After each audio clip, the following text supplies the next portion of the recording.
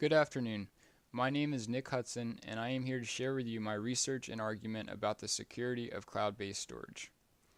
How many of you have used any sort of cloud storage?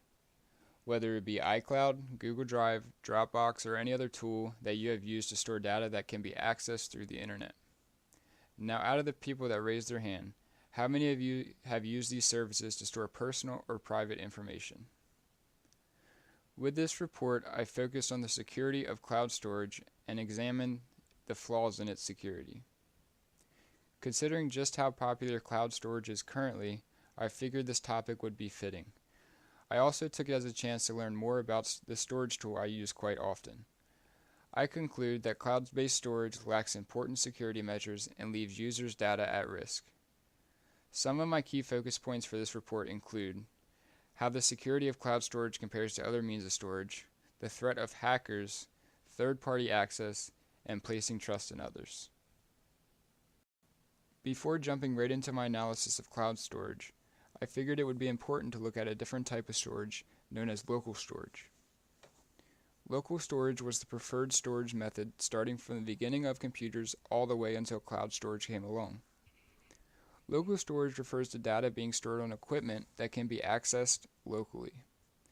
In fact, if anyone here has a thumb drive, then you are utilizing local storage. The two main local storage devices around are thumb drives and hard drives. They are classified as local storage because they can only be accessed by whomever physically has it. If a person is using a thumb drive to store a presentation on, then that person can only access the presentation if they have that thumb drive. Whereas with cloud storage, they could access it almost anywhere as long as they had internet connection. The main disadvantage of local storage is that if it is destroyed or lost, it cannot be recovered. That is, of course, if it is saved on multiple devices, meaning that if one is destroyed, you can always access it off the other. Local storage is known to be much more secure than cloud storage.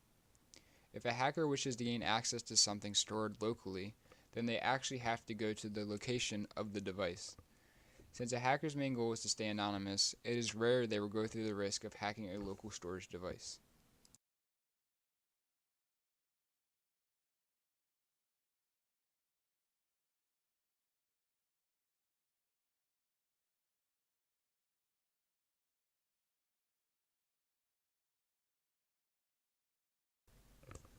Next, I will be looking into the threat of hackers with cloud storage. It is common in today's world for people to feel safe storing as much information as they feel in the cloud, no matter how private it is. Cloud storage is very appealing to hackers because they are able to hack into a person's account while staying completely anonymous. This is because information stored in the cloud is essentially stored on the internet. Therefore, if a hacker has access to the internet, then they also have access to cloud storage accounts. Cloud hacking is either achieved by finding a vulnerability in a company's service or simply figuring out a user's login credentials. The second is the most common and can be done by someone with no hacking experience whatsoever. To achieve this type of hack, hackers will usually aim to reset a user's password. All they need to do is figure out a user's date of birth, their email, and answer 2 out of the 3 security questions on their account. Then all the hacker has to do is use Google and Facebook or any other social media site to figure out personal information about the user and then reset their password by answering the questions, figuring out their email, and figuring out their date of birth. Now that the hacker was successful at resetting the user's password, they are able to log into their account as if they were them. Now, moving away from the threat of hacking on cloud-based storage, I will be discussing third-party access on cloud storage accounts. An ISP is the company that provides your internet. For instance, if you use Comcast for internet, then they are considered your ISP or internet service provider. Many never consider how much access they have over what you do on the internet. In fact, they are completely capable of seeing everything in detail a person does on their internet. And considering cloud storage is done through the internet, they are capable of seeing whatever information a person stores in the cloud. To make things worse, if a law enforcement agency such as the FBI asks for an internet user's information, they will give it up. When this happens, ISPs hand over something called SSL keys, which grant the FBI with real-time access to all customer data, which the FBI will then sort through. Therefore, you specifically don't have to be the target of an investigation for your online data to be shared. It is also important to look at how much access the company which provides the cloud service has. When you sign up for the service, you most likely agree to terms. In these terms, which are probably too long to read, it said somewhere that they do have access to what you put in the cloud.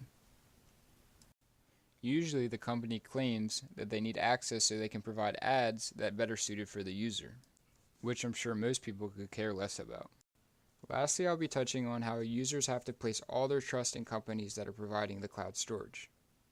It is important to note that even large companies have terrible security. Also, if a company is hacked, that means the consumer is hacked. So if you're using a cloud-based service and the company that is providing it gets hacked, your data is also at risk. Sadly, most companies have very minimal security and only require a simple username and password to log into an account. Therefore, as I mentioned earlier, hackers are able to thrive on this and gain access to a person's account very easily. In conclusion, my research really seemed to complement my argument. Cloud storage should under no circumstances be considered secure or private. Even if a company providing the service claims to be unhackable, it does not change the fact that ISPs and the companies themselves have full access. But still, most companies' service can be easily hacked through a simple process which I pointed out. It is important to know that companies are responsible for the security of a person's stored information. If they do not have a strong security system, then all of your data is at risk.